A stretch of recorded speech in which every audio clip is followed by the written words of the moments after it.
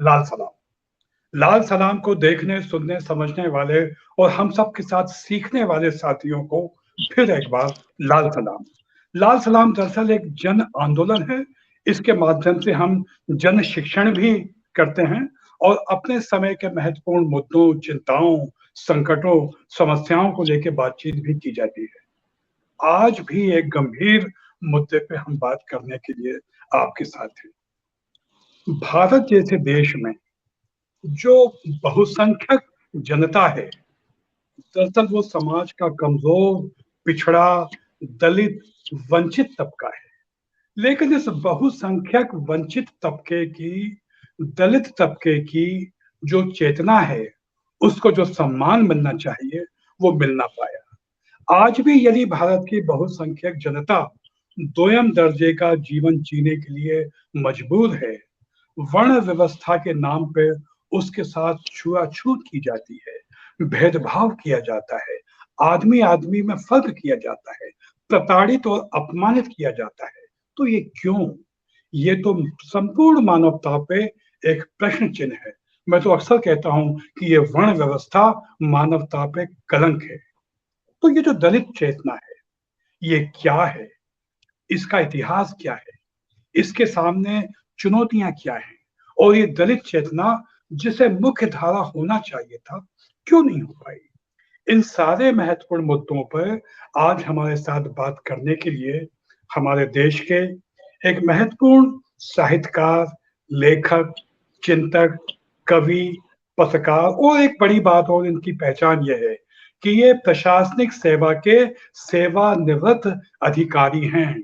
Collector, deputy collector, ADM, SDM, ना जाने किन किन महत्वपूर्ण पदों पे आपने रह के काम किया है और समाज के कमजोर वंचित तबके के जीवन को देखा है। तो श्री महेंद्र सिंह जी आज हमारे साथ हैं। महेंद्र सिंह जी, लाल सलाम कार्यक्रम में आपका स्वागत है। आपको लाल सलाम। लाल सलाम जी। जी, तो महेंद्र जी, मैंने जैसा कि कहा कि भारत की जो बहुसंख्यक जनता है, वो दलित है, कमजोर है, वंचित है। इसकी चेतना का अपना एक महत्व है। सामाजिक चेतना की विकास यात्रा के साथ साथ ये दलित चेतना भी विकसित होती आई है। लेकिन जो इसको सम्मान मिलना चाहिए, जो मान मिलना चाहिए, जो मान्यता मिलनी चाहिए, वो मिल नहीं पाई। कुछ लोग जिन्होंने जातिवाद और वर्ण व्यवस्था के नाम पे समाज के कमजोर तबके को लगातार प्रताड़ित और अपमानित किया है।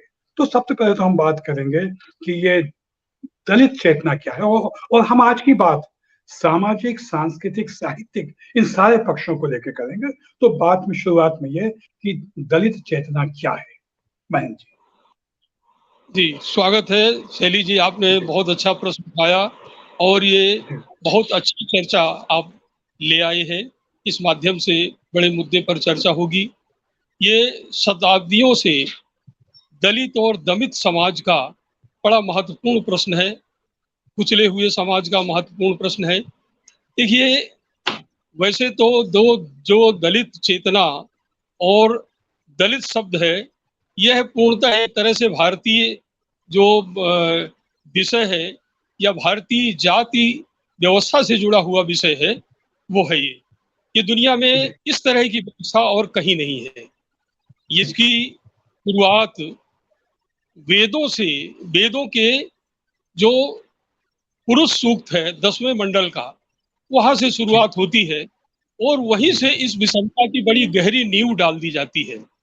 उसमें कहा गया कि ब्राह्मणों मुखमासीत बाहुराजन्य कृत, ब्राह्मणों अस्य मुखमासीत बाहुराजन्य कृतः उरुतदस्य यद वैश्यम पदाभ्याम शूद्रो अजायत। ये कहा गया कि वो जो ब्रह्मा है, उसके मुंह से ब्राह्मण पैदा हुआ, बाहु से क्षत्रिय पैदा हुआ, उर से वैश्य पैदा हुआ और पांवों से शूद्र पैदा हुआ। लेकिन विडंबना ये है कि जिनको शूद्र कहा गया, उन्हीं में से एक वर्ग और उससे भी नीचे परिगणित किया गया, जिसे अछूत, और बाबा साहब ने उसे बहिष्कृत वर्ग कहा है, अंबेडकर साहब ने उसे बहिष्कृत वर्ग कहा है।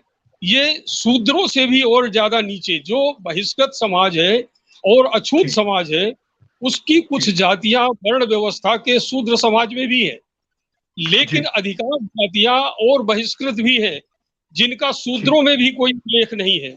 एक अजीब तरह का समाज रचने की षड्यंत्रकारी व्यवस्था वेदों के समय से ही प्रारंभ कर दी गई, और ये व्यवस्था पहले वर्ण व्यवस्था के नाम से चिन्हित हुई, और ये वर्ण व्यवस्था बाद में चलते चलते जाति आधारित जन्म व्यवस्था के रूप में रूपांतरित हो गई। और ये जन्म आधारित व्यवस्था इतनी रूढ़ हुई कि इसमें जो व्यक्ति जहां पर पैदा हो जाता है वो अपना धर्म तो बदल सकता है, अपना देश बदल सकता है, अपना स्थान बदल सकता है रहने का, लेकिन जाति नहीं बदल सकता। ये ऐसी रूढ़ व्यवस्था बना दी गई, और ये ऐसी दुखद व्यवस्था है कि इसमें जो ऊपर से जो नाम, जैसा मैंने अभी बताया कि जो वेदों में लिखा गया था कि ब्राह्मण, क्षत्रिय, वैश्य और शूद्र, क्रमशः जो है सिर से, बाहु से, पेट से और पैरों से पैदा हुआ बताया गया। तो ऐसी स्थिति में पैरों को हमेशा से ही यहाँ पर जो है थोड़ा सा सिर की तुलना में ज्यादा नीचा स्थान दिया जाता है। उसी तरह से इस वर्ण व्यवस्था में जो नीचे के लोग बताए गए कथित रूप से, उनके साथ एक बहुत ही अपमानकारक व्यवहार किए जाने का सिस्टम, एक व्यवस्था, एक रूढ़ी, एक प्रथा प्रारंभ हुई। इस रूढ़ी का जो सबसे ज्यादा शिकार रहा वह वर्ग दलित वर्ग है। और इस वर्ग में यह है कि ये व्यक्ति जिसको छूना मना है, जिसको देखना मना है, दृश्य देखा जाना भी जिसके लिए पाप माना जाता था। जैसे रामायण में यह वाल्मीकि, उसमें हनुमान चालीसा में आता है कि प्रात ले जे नाम हमारा, तादिन ताहि हारा। ये एक लोकोक्ति है जिसको फिर उसमें लिया गया। लोकोक्ति की एक लाइन है कि इस प्रकार भी लोगों को माना गया कि यदि किसी जाति विशेष के लोगों को कोई नाम ले लेगा तो उसको दिन भर खाना नहीं मिलेगा, जो देख लेगा उसका दिन खराब हो जाएगा। और सुनने तक में, जिसको सुने जाने तक में, कि जिसको सुनने में भी पाप लगता है, पश्चाताप लगता है, इस प्रकार की स्थितियां बना दी गई। और यही वह दमित, शोषित, पीड़ित और शताब्दियों से कुचला हुआ जो वर्ग है वो दलित वर्ग है। और इस ये दलित वर्ग जो है इस देश में बहुत तादाद में है, बहुत संख्यक तादाद में है। इसमें के बहुत सारी जाति आधार पर कहें तो मूलतः यह एससी, जिसको अनुसूचित जाति संविधान में कहा गया है, यहाँ पर अछूत, शूद्र, अस्पृश्य और इस प्रकार की जो इनको जाति नाम दिए गए थे। गांधी जी ने इनको हरिजन कह करके समाज से जोड़ने का प्रयास किया, लेकिन ये तमाम प्रयास थोड़े हद तक कोशिशें थी, इनका कुछ असर तो हुआ, लेकिन पूरी तरह से आज भी आजादी के 73-74 वर्ष बाद भी स्थिति में बहुत ज्यादा बदलाव नहीं है शैली जी। और ये एक अजीब तरह का भारतीय समाज बन करके रह गया है कि जहां आज भी उनको मंदिरों में जाने से निषेध है, उनको शिक्षा लेने के लिए, उनको पानी पीने के लिए ठाकुर का कुआं जैसी कहानियां तमाम सब दुनिया भर का प्रेमचंद जी वगैरह ने लिखा, बहुत सारे साहित्यकारों ने लिखा, लेकिन उनका असर तो हुआ, नहीं कि असर नहीं हुआ। संविधान में बाबा साहब ने बनाया, उसका असर हुआ, लेकिन पूरी तरह से नहीं है। इस प्रकार ये दलित, दमित, पीड़ित और शोषित समाज दलित वर्ग है। आपने इस पीड़ा, इस त्रासदी का बहुत गंभीरता से उल्लेख किया। तो जो इस पीड़ा से जो चेतना आई कि हमको भी समान हक चाहिए, सम्मान चाहिए, मैं समझता हूं उस चेतना को भी दलित चेतना कहना चाहिए। आप क्या सोचते हैं? जी बिल्कुल, आपने सही कहा। इसमें देखिए कि जो ये दलित, दमित, पीड़ित और शोषित समाज था, यह समाज, इसके बारे में एक बड़ी विडंबनापूर्ण स्थिति रही है शैली जी की कभी भी हमारा जो उच्च वर्गीय समाज था, इस समाज ने इनकी इन पीड़ाओं की तरफ गंभीरता से विचार कभी नहीं किया। ये साहित्य में और संस्कृति के क्षेत्र में हमेशा चर्चा का विषय रहा। एक जमाने में रविन्द्रनाथ जी से भी ये प्रश्न किया गया, रविन्द्रनाथ ठाकुर साहब से, जो हमारे सांस्कृतिक गुरु माने जाते हैं, देश में बड़ा सम्मान है उनका। उनसे भी कहा गया कि आपने पौराणिक स्तर पर उपेक्षित जो चरित्र थे उनके बारे में आपने लोगों को आगाह किया, बताया, उन पर लिखा भी गया। लेकिन जो ये पीड़ित समाज है, दलित समाज है, अछूत समाज है, इसके बारे में आपने कहीं नहीं कहा। तो उनने कहा कि बोले हाँ, ये कमी तो है, रह गई मुझसे भी, लेकिन मुझे ऐसा लगता है कि शायद ये दलित समाज जो पीड़ित समाज है, ये उन्हीं के बीच में से इसकी कोई आवाज उठेगी और वही लोग इसका वीर रूप से प्रतिकार करेंगे। और विवेकानंद जी ने इसको बहुत गहरी तरह से व्याख्यायित किया है कि आने वाली सदियां शूद्रों की सदियां होंगी। जब समाज जगेगा, और ये चूंकि बहुसंख्यक समाज है, जब जग जाएगा तो ये सदियां उनकी सदियां होंगी। ये शब्द विवेकानंद जी का कहना था।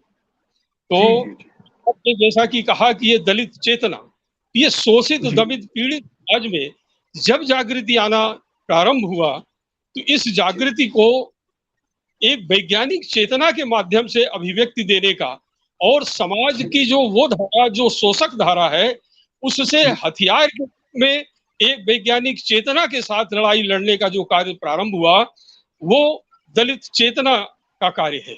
वो है दलित चेतना। इस चेतना की, दलित चेतना में मूलतः ये है कि जो हमारा भारतीय समाज है, जिसमें बहुत सारी तरह की विडंबनाएं मान्य हुई हैं, इन विडंबनाओं को न माना जाए, और इनके बताए हुई परंपरा है, इनके बताए हुए जो आपके बनाए हुए जो मिथक है, सांस्कृतिक मिथक है, साहित्यिक मिथक है, और जो सामाजिक रूढ़ियां हैं, प्रथा है, इनको न माना जाए। एक वैज्ञानिक चेतना के माध्यम से इसका प्रतिकार किया जाए।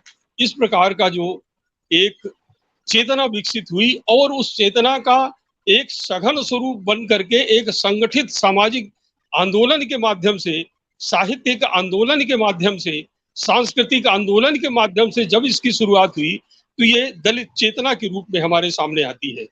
और ये चेतना वैज्ञानिक औजारों से लैस है, जिसमें ईश्वरवाद को न मानना, अनात्मवाद है, आत्मा को न मानना, पुनर्जन्म को न मानना, हिंदू धर्म के कथित देवी देवता जो इस सामाजिक विषमता के एक प्रतिमान स्वरूप है, उनको न माना जाना, और वो प्रथा, वो रूढ़ियां जो इन तमाम छुआछूत का, ऊंच नीच का, लोगों के बीच भेदभाव का, समानता असमानता का जो भाव पैदा करती है, उनको एक तरह से नकार देना, ये वैज्ञानिक चेतना से ऐसी जो चेतना है, वो चेतना दलित चेतना है।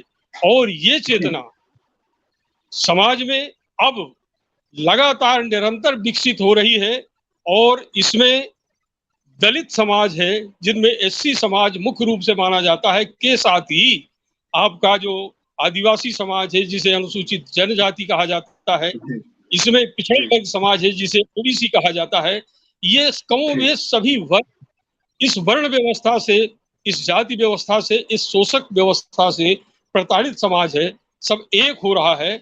और अब ये दलित चेतना एक बड़े लगभग 85-87% जो भारतीय समाज है, जो इससे प्रताड़ित है, उसके बीच बन करके एक विचारधारा बन करके उभर रही है, और वो एक बड़े इस शोषक व्यवस्था के प्रतिकार के रूप में आगे आ रही है।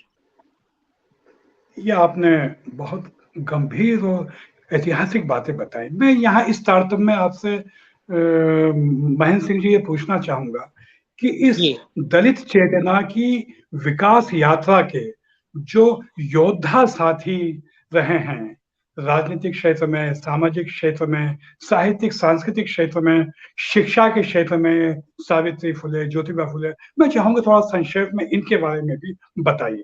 जी, देखिए, जो इन्होंने काम किया। शैली जी, यदि दलित चेतना की शुरुआत की चर्चा करें अपन, तो चूंकि दलित शब्द तो उस युग में प्रचलित नहीं था, लेकिन इसकी बहुत पहले शुरुआत जो महात्मा गौतम बुद्ध है, गौतम बुद्ध से इसकी शुरुआत होती है। गौतम बुद्ध ने सबसे पहले इस जाति व्यवस्था, वर्ण व्यवस्था, तब जाति के रूप में रूढ़ न होकर वर्ण के रूप में थी, और वेद तब आ गए थे प्रकाश में और उनकी चर्चा समाज में थी। तो बुद्ध ने वेदों की इन शिक्षाओं को लगातार निरंतर विरोध किया और उन्होंने बहुजन समाज कहा।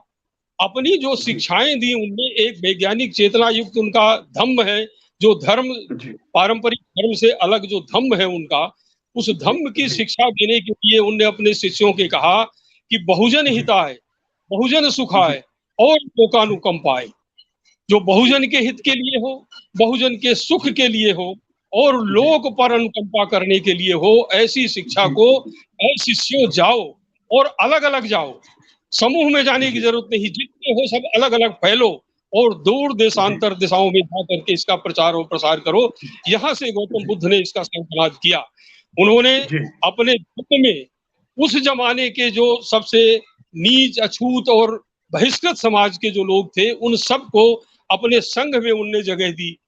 नारियां जो उस समय पर जिनका दोयम दर्जा था, उन तमाम स्त्री और शूद्रो न धीयताम करके जो हिंदू शास्त्रों का नारा था, तो उसमें स्त्री और शूद्रों को शिक्षा न देना और उनको गैर बराबरी रखना, इनके विरुद्ध बुद्ध ने अपने उसमें शूद्रों को भी, अछूतों को भी और बहिष्कृत समाज के सब लोगों को संघ में जगह दी। और इसके साथ ही उन्होंने अपने संघ में दीक्षित करके उनको अपने उस समय तक जितना उनके पास ज्ञान था, बुद्धि विवेक थी, जीवन जीने की शैली थी, सब के बारे में उन्हें शिक्षित और प्रशिक्षित किया गौतम बुद्ध ने। और इसके बाद बहुत लंबा अंतराल आता है, यद्यपि छुटपुट जो है, और बहुत पहले से भी पहले जाए तो जो हमारा लोकायत दर्शन है, चारवाक दर्शन है, वो भी इसकी समीक्षा करता है, वो भी इसकी समीक्षा करता था। यहाँ तक ये कहा जाता है कि लोकायत दर्शन वो अपने जो वेद हैं इनके पूर्व का दर्शन भी है और वो सामाजिक जो प्रथा रूढ़ियां थी उनके लगातार विरोध करता रहा और एक वैज्ञानिक चेतना को जगाने का काम लोकायत दर्शन ने किया। इसके बाद फिर बुद्ध आते हैं और फिर एक बड़ा लंबा अंतराल आता है। अंतराल के बाद फिर आते हैं महात्मा ज्योतिबा फुले। महात्मा ज्योतिबा फुले ये जो है 1887 में ये अपने सत्य शोधक समाज की स्थापना करते हैं। वो फुले समाज, जिसको भारत की हिंदू परंपरा में कहें तो वो माली समाज से, कुशवाहा माली जो काची समाज है, कुशवाहा फूल माली का काम करता है, उस समाज में से आते थे। और उनको ये ठेस लगी जब वो अपने एक ब्राह्मण साथी की बारात में गए, नौजवान थे, वहां पर उनको उनकी जाति का उल्लेख करके हंसा गया और उनके प्रतिरोध करने पर उनके साथ धक्का मुक्की और अपमान हुआ। तब उनको ये गहरी ठेस लगी और उन्होंने इस पर गंभीरता से विचार करके फिर इसको विनष्ट करने का जो एक लक्ष्य लिया, ये जाति प्रथा को विनष्ट होना चाहिए, समाप्त होना चाहिए, समाज में बराबरी आनी चाहिए, भाईचारा आना चाहिए, समानता आनी चाहिए, इसके लक्ष्य में उन्होंने काम करना शुरू कर दिया। और सत्य शोधक समाज की स्थापना के साथ उनकी जो निरक्षर पत्नी थी सावित्रीबाई फुले, उनको भी उन्होंने शिक्षित किया। और सावित्रीबाई फुले और हमारे जो आपके सत्य शोधक समाज के थे, ये संस्थापक थे हमारे, इन सब ने मिल करके इन लोगों ने एक ऐसे आंदोलन की शुरुआत की जहां पर गरीब, प्रताड़ित और ये यहाँ तक कि जो समाज की विधवाएं थी, सावित्रीबाई फुले ने, चाहे उसमें ब्राह्मण विधवा हो, क्षत्रिय, कोई भी समाज की, किसी भी जाति की विधवा हो, मुस्लिम समाज की विधवा हो, सबको एक आश्रम खोला, उस आश्रम में रखा। यदि उनकी कुछ वैध अवैध संतानें थी जिनके बारे में लांछित करके उनके जीवन को नर्क बनाया जाता था, उनको सबसे उससे उद्धार और मुक्ति देने का कार्य जो हमारी पहली महिला शिक्षिका जो मानी जाती है अब सावित्रीबाई फुले जी ने किया। और तो जिन बच्चों को, जिन शूद्र परिवार के, अछूत परिवार के, दलित दमित परिवार के लोगों को पढ़ने से मनाही थी, उनको पढ़ाया। उनको इस कार्य को करने में अनेकों तरह की बाधाएं डाली गई, गोबर डाला गया, पत्थरों से मारा गया, अपमानित किया गया, लेकिन उनकी हिम्मत, उनके ताकत, उनके संघर्ष और उनके बदलाव के जज्बे को सलाम करना पड़ेगा कि वो किसी के सामने नहीं झुके और लगातार इस काम को अंजाम देते रहे। और आज जब भारतीय संविधान में ये सब चीजें जगह पा चुकी हैं, संविधान में कानूनी रूप से इन सब के, इन अपमानों, इन दमन और दलन के विरुद्ध जब रोक लगाई जा चुकी है, तो हमें निश्चित ही इन महापुरुषों को याद करना होगा। इसके बाद आता है आपका जो इसमें आंदोलन है, इसमें आत्मसम्मान आंदोलन है, ये नायकर का आंदोलन 1920 में आता है। इसी के बीच में एक और चर्चा कर दूं, 1902 में साहू जी महाराज, जो ये कुर्मी के शासक थे महाराष्ट्र में, तो इन्होंने अपने राज्य में इसी प्रकार का एक अपमान उन्होंने झेला। उस अपमान को कई बार कई तरह के अपमान झेलने पड़े, लेकिन एक अपमान के कारण उनको बहुत ज्यादा ठेस पहुंची, जिस कारण से उन्होंने अपने समाज में, अपने राज्य में 50% दलित, दमित और पीड़ित समाज के लोगों का आरक्षण 1902 में दिया। ये बड़ी, मैंने आप देखिए, क्रांतिकारी बात है कि 1902 में जब दूर दूर तक कहीं इस प्रकार के आरक्षण की चर्चा नहीं थी, तो साहू जी महाराज ने इसको 1902 में आरक्षण को इस दलित पीड़ित समाज को दिया। और बाबा साहब अम्बेडकर को साहू जी महाराज और गायकवाड़ ने पढ़ने के लिए विदेश भेजने का बहुत बड़ा काम किया, जिसके कारण आर्थिक संसाधन उपलब्ध कराए और उनको संबल भी, नैतिक संबल भी दिया, सहयोग दिया, जिस कारण बाबा साहब ने इतनी डिग्री, इतनी शिक्षाएं विदेशों में रह करके प्राप्त की और वो इतनी दूर तक संघर्ष करने योग्य बने। उनका आत्मसंघर्ष तो है ही है, लेकिन जो सहायता दी वो भी, सहायता भी एक उल्लेखनीय सहायता है, आर्थिक सहायता भी और एक नैतिक सहयोग जो उनको दिया गया। इसके बाद फिर आता है आपका आत्मसम्मान जो आंदोलन है, नायकर जी का आता है। तो ये नायकर जी जो है, ये तमिलनाडु के, इन्होंने जितनी जाति व्यवस्था, वर्ण व्यवस्था, धर्म व्यवस्था थी, जिसमें शोषण और ऊंच नीच माने जाने की जितनी भी व्यवस्थाएं थी, इन सबका मुखर प्रतिरोध किया। यहाँ तक कि उन्होंने एक बार समस्त हिंदू देवी देवताओं को एक ट्रक में रख करके और उनका अपमान करते हुए पूरे मार्केट में एक रैली निकाली और उनने कहा कि तुम्हारे मन से इन देवी देवताओं का डर खत्म हो, मुझे इसलिए ये कृत्य करना पड़ रहा है। अपने समाज को संबोधित करते हुए, इस दलित, दमित और पीड़ित समाज को संबोधित करते हुए उन्होंने कहा कि तुम्हारे मन से इन देवी देवताओं के जिनके नाम पर तुम्हें सदियों से गुलाम बनाया जाता रहा है, इनका भय तुम्हारे मन से खत्म हो, इसलिए मैंने ये कृत्य किया। उन्होंने एक ट्रक में इनको, सब देवी देवताओं को धरा और सबके सामने उन पर जूते लगाते हुए एक बड़ी रैली निकाली और ये भय खत्म करने का काम किया। इस हद तक जाकर के भी प्रतिरोध का काम और लोगों के जगाने का काम हमारे समाज में हमारे जो नायकर साहब हैं उन्होंने किया। इसके बाद आदि धर्म आंदोलन आता है, ये पंजाब में हुआ। इसमें भी तमाम जितनी दलित जातियां थी, इनको बराबरी पे लाने का और जो प्रथाएं थी उनको, उनके विरुद्ध लड़ने का। इसके बाद नाम शूद्र आंदोलन है 1897 में, ये बंगाल में चालू होता है। और ये नाम शूद्र आंदोलन जो है, इसके साथ ही सतनामी आंदोलन है जो छत्तीसगढ़ में बाबा घासीराम जी के उसमें चला और जो भी बहुत क्रांतिकारी और वैज्ञानिक आंदोलन था। यहाँ पर इसी जो रूढ़ियां थी, इनको बुद्ध की चेतना के अनुसार एक वैज्ञानिक चेतना में ढाल करके लोगों को विकसित करने का, ताकि लोग इन गलत रूढ़ियों और प्रथाओं और शोषण के कुचक्रों से मुक्त हों, इसके लिए कार्य हुआ। और इसके बाद आता है डॉक्टर बाबा साहब का जो आंदोलन है। बाबा साहब के आंदोलन का तो उन्होंने आजीवन करीब 45-47 वर्ष तक निरंतर अद्भुत संघर्ष किया। यहाँ तक कि जो उस जमाने की आजादी की पार्टी, जो मुख्य पार्टी थी कांग्रेस पार्टी, उससे भी बहुत सारे मुद्दों पर उन्होंने मतभेद अपने उनके थे, क्योंकि वो राजनीतिक लड़ाई के साथ साथ एक सामाजिक लड़ाई का भी लड़ने का हकदारी की मांग कर रहे थे कि ये साथ साथ लड़ी जाए। केवल राजनीतिक लड़ाई से हमारा जो समाज है पूरी आजादी नहीं आएगी, वो एक अधूरी आजादी होगी। केवल राजनीतिक लड़ाई पर से वही जो गोरे अंग्रेजों की जगह ये काले अंग्रेज आ जाएंगे और शोषण का कुचक्र उसी तरह चलता जाएगा। इसलिए उन्होंने सामाजिक लड़ाई को भी एक बड़ा हथियार बना करके लड़े जाने के लिए कांग्रेस के समक्ष अपनी मांग रखी। कांग्रेस की अपनी कुछ मजबूरियां नहीं होगी, उन्होंने नहीं माना, तो बाबा साहब उनसे मतभेद करते हुए भी लगातार अपना आंदोलन जारी रखा और उनमें सामाजिक सुधार का उनका आंदोलन है। और उनने पत्रिकाओं का संपादन किया, बहिष्कृत हितकारिणी सभा की स्थापना की और महाड़ तालाब का आंदोलन किया, जिसमें पानी पीने पे रोके जाने की जो लोग सवर्ण समाज ने एक प्रथा चलाई थी कि महाड़ समाज में कुत्ता तो पानी पी सकता है, गधा पानी पी सकता है, जानवर पानी पी सकते हैं, लेकिन शूद्र समाज या अछूत समाज, ये दलित समाज पानी नहीं पी सकता है। इसके विरुद्ध बाबा साहब ने स्वयं उपस्थित होकर के महान समाज में और पानी उठा करके पिया सबके सामने, और उसके बाद कुछ विवाद हुआ, लेकिन उन्होंने इस मुद्दे को जनता के सामने लाया संघर्ष के रूप में।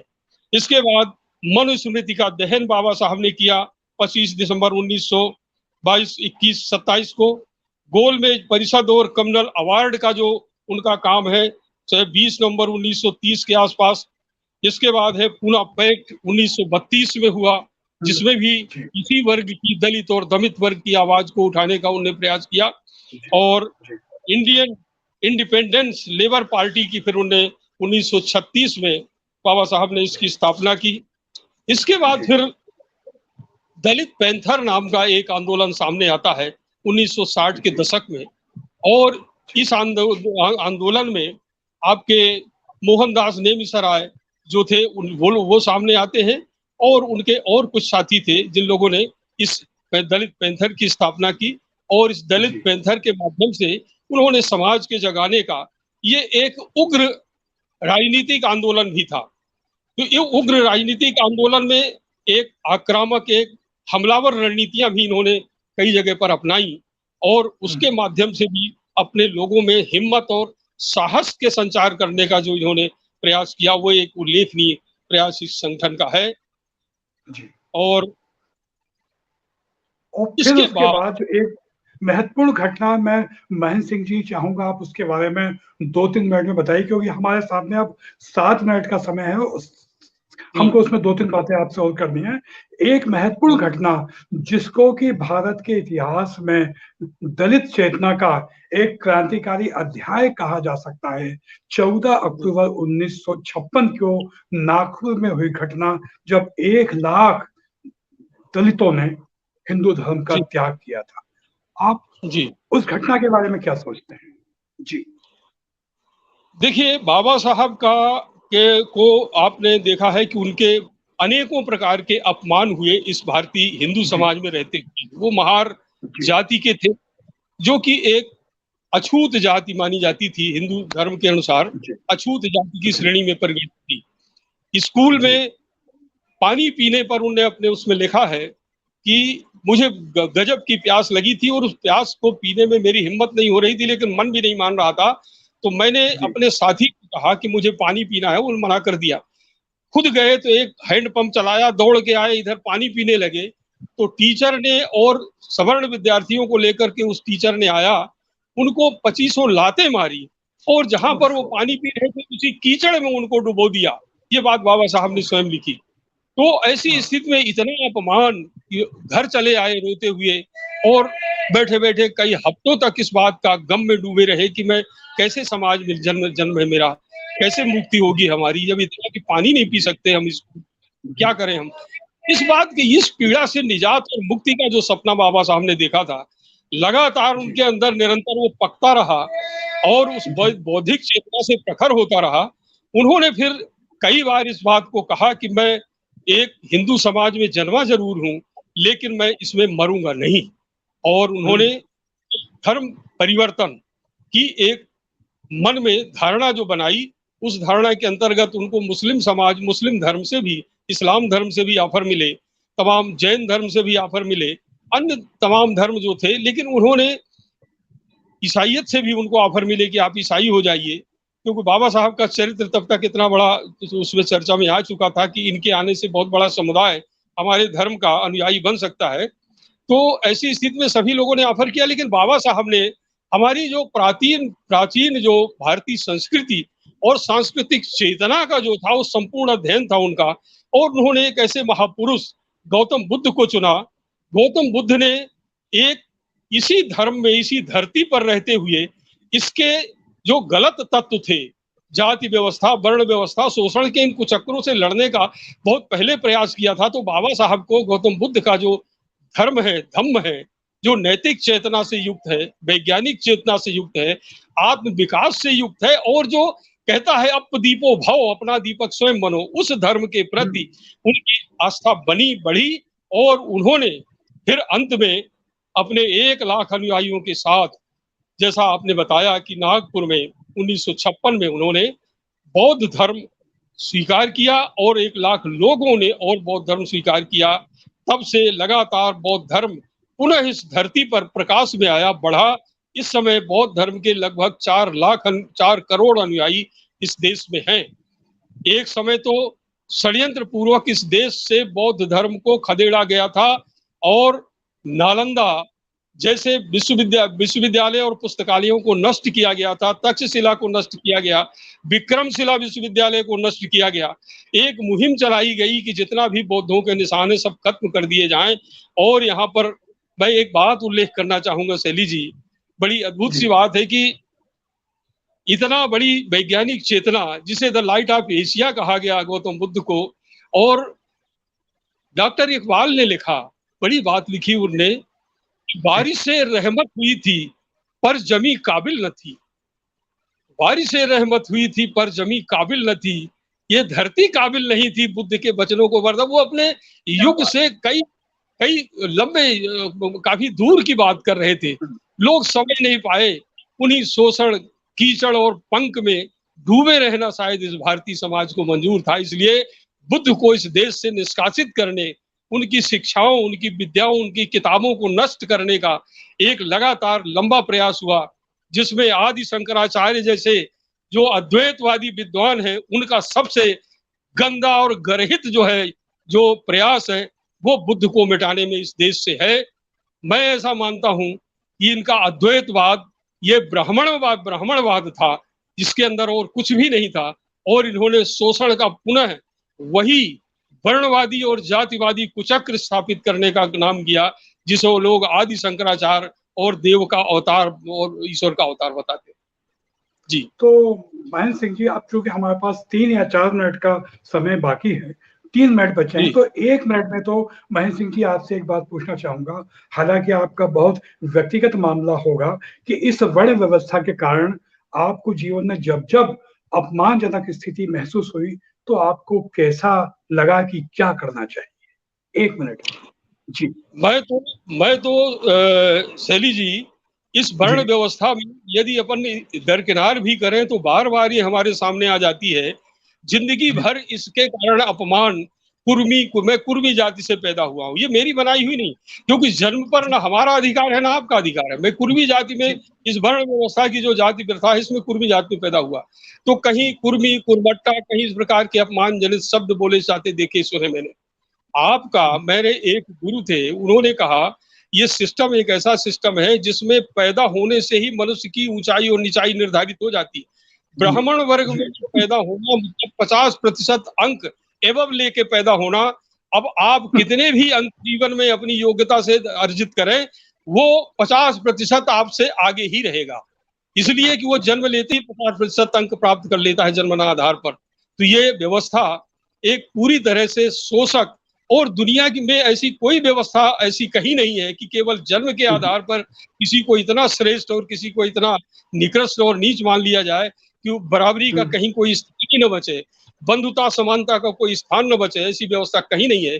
इसलिए शैली जी, ये एक ऐसी घृणित, एक ऐसी माने शोषक व्यवस्था है जिसका समापन बहुत शीघ्र होना चाहिए। जी जी, नहीं मैं अब आपसे 1 मिनट में पूछना चाहूंगा कि ये अगर दलित चेतना मुख्य धारा नहीं बन पाई जिसको बनना चाहिए, तो इसके क्या कारण है और उसके लिए क्या करना चाहिए? किस राजनीतिक चेतना के साथ दलित चेतना को मुख्य धारा बनने के लिए काम करना चाहिए? इस तारतम्य में एक बात मैं ये भी कहूंगा कि वामपंथी दल कहते हैं कि वो समाज के कमजोर तबके में उनका बेस है, और दरअसल जिस वर्ग संघर्ष की बात करते हैं, जिस वर्ग चेतना की बात करते हैं, वो कहीं ना कहीं दलितों से भी जुड़ी हुई है। तो दलित चेतना और वर्ग चेतना, जैसा कि हमारा जेएनयू के छात्र नेता कन्हैया कुमार ने कहा है कि लाल सलाम के साथ जय भीम, तो इन दोनों का तारतम्य होने के लिए क्या किया जाना चाहिए? आप 1 या 2 मिनट में बता दीजिए महेंद्र सिंह जी। देखिए, जैसे आपने बताया कि दलित चेतना के विकास के लिए अब ये है कि इस वर्ग को शास्त्र सम्मत धर्म सम्मत और राजनीतिक शक्ति के कानून के तहत कई हजार शताब्दियों, कई हजारों वर्षों तक इसको शिक्षा पाने से वंचित किया गया। तो एक तो सबसे पहले यदि इनको शिक्षा देने का, और शिक्षा यह है कि राज्य की शिक्षा है और समाज की शिक्षा है, समाज इसमें आगे आए और स्वयं स्कूल खोले और इस प्रकार के लोगों को शिक्षित करे बचपन से ही। अब इसमें शिक्षा में उसके किताबों और कोर्सों की आती है। आज की तारीख में भी शिक्षा के ऐसे ऐसे कोर्स चालू हैं जहां पर पूरी तरह शिक्षित होने के बाद भी आदमी सांप्रदायिकता से मुक्त नहीं हो पाता, इस जाति व्यवस्था के शोषण चक्र से मुक्त नहीं हो पाता। इसलिए किताबों कोर्सों में परिवर्तन के साथ नई शिक्षा व्यवस्था लागू हो, लोग शिक्षित हों, जागृत हों और शोषित जो वर्ग है, ये शोषित वर्ग आपस में एक एकता बनाए और इसके माध्यम से बड़ी लड़ाई लड़े, तब कहीं जाकर के इस चेतना को विकसित करने में और इस शोषण के कुचक्र से मुक्ति पाने में हमें सफलता मिलेगी। जहां तक वामपंथ और अपने ये जातिवाद की लड़ाई का प्रश्न है वाम पार्टियों के, तो निश्चित तौर पर वाम पार्टियों का उद्देश्य भी समाज में समता, स्वतंत्रता, बंधुता और ये बराबरी का जो प्रश्न था, इसको लाया जाना था। लेकिन एक कमी हुई कि इस देश में जो वाम पंथ था या वाम पार्टियां थी, इन पार्टियों ने देश इस जाति व्यवस्था के प्रश्न को उतना महत्वपूर्ण तरीके से समझा नहीं, जिसकी वजह से ये जाति व्यवस्था तक उनकी जो विश्वसनीयता थी, जो जाति व्यवस्था से दमित पीड़ित लोग थे, शोषित लोग थे, उन लोगों के अंदर इन पार्टियों के प्रति उतना विश्वास नहीं जगा। यद्यपि एक जमाने में आजादी से लेकर के, आजादी के पहले से लेके और 60-70 के दशक तक समस्त वाम पार्टियों की एक बड़ी भूमिका इस देश में रही है। धीरे धीरे भूमिका कमजोर हो गई, तो ऐसी भूमिका में लोगों के अंदर मजदूर वर्ग खास तौर पर जितना था, उनके अंदर बड़ा विश्वास था वाम पार्टियों के। तो जो कन्हैया कुमार कहते हैं कि भीम जो है, जो लाल सलाम के साथ जय भीम भी होना चाहिए, ये एक जो है वास्तविक चेतना का जो बिंदु है वो यही है हमारा, कि हमें उन लोगों का, जय भीम प्रतीक है दलित, दमित, शोषित और पीड़ित लोगों के एक हुंकार का, एक राजनीतिक चेतना का, एक लाल सलाम जैसे सलाम का प्रतीक है जो जय भीम, और लाल सलाम जो हमारा वाम मोर्चे का एक सलाम है, जो क्रांतिकारी सलाम है। जब ये दोनों एकत्र होंगे तब कहीं जाकर के संपूर्ण बदलाव की भूमिका लिखी जाएगी और ये भूमिका अंततः इस भारत के समस्त लोगों के समता, स्वतंत्रता, बंधुता और न्याय पर आधारित व्यवस्था को आगे बढ़ाने का जो काम करेगी। और हम सब लोग, आप सब लोग, जितना भी चेतना प्रखर, चेतना संपन्न लोग हैं, वो सब यही चाहते हैं कि ये समाज भाईचारा युक्त और समता, स्वतंत्रता युक्त एक बड़ा समाज बने, महत्वपूर्ण मजबूत समाज बने और देश आगे बढ़े। तो महेंद्र सिंह जी, आज आपसे बड़ी महत्वपूर्ण बातचीत हुई और आपसे आज की जो ये बातचीत है, ये इस दलित चेतना के विकास की यात्रा, इतिहास और हमारे समय के संघर्षों का एक दस्तावेज है। तो महेंद्र सिंह जी, आज आपको पहले तो लाल सलाम और फिर उसके बाद जय भीम। लाल सलाम। जय लाल सलाम।